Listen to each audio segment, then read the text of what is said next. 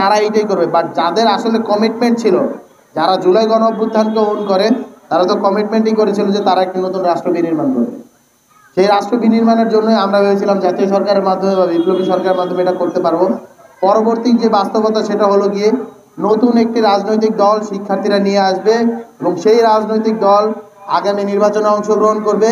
বাংলাদেশের 300টি আসনে তারা প্রার্থী দেবে।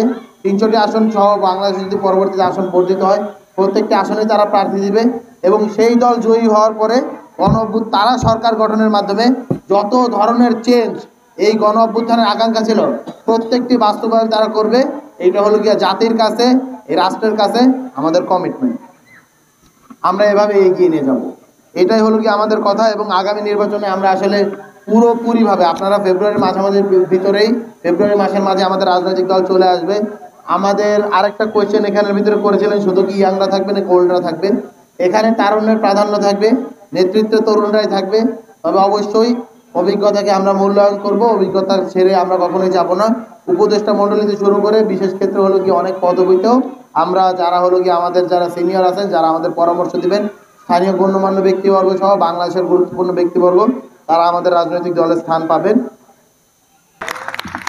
স্পষ্টভাবে বলতে চাই, জনগণের আকাঙ্ক্ষা যারা প্রতিফলন করতে পারে নাই, 15 বছর ভোট ডাকাতির মাধ্যমেও তারা রাজপথে থাকতে পারে নাই, তারা সংসদে থাকতে পারে নাই, তারা কুর্সিতে থাকতে পারে নাই।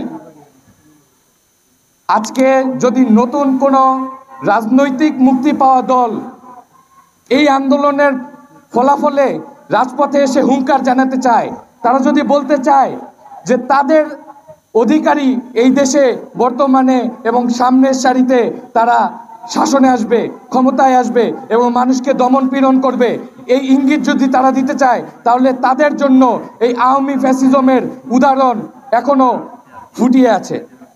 তাদেরকে বলতে চাই, তারা জেনে রাখুক, জনগণের আকাঙ্ক্ষা প্রতিফলন যদি না করতে পারেন, তাহলে এই 24-এ বিশাল আওয়ামী ফ্যাসিজম যেটি মুজিবের উপরে দাঁড়িয়ে সে 71-এর পর থেকে 53 বছর ধরে সারা বাংলাদেশের মানুষের মস্তিষ্ককে মগজদোলাই করেছে, সেই আওয়ামী ফ্যাসিজম পর্যন্ত যাদের জন্য টিকতে পারে নাই, কারণ তারা জনগণের আকাঙ্ক্ষা প্রতিফলন করতে পারে নাই।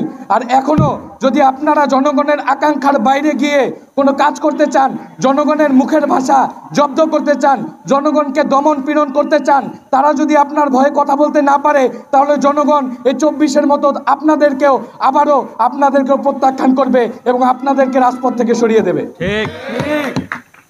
রাজনীতির ময়দানে অথবা জনগণের সেবার ময়দানে শুধুমাত্র তারাই আসবে যারা জনগণের কথা বলে, যারা মুচির কথা বলে, যারা দোকানদারের কথা বলে, যারা শ্রমিকের কথা বলে, যারা আমার সেই পাট শ্রমিকের কথা বলে, যারা আমার কৃষকের কথা বলে, শুধুমাত্র তারাই রাজনীতির ময়দানে আসবে।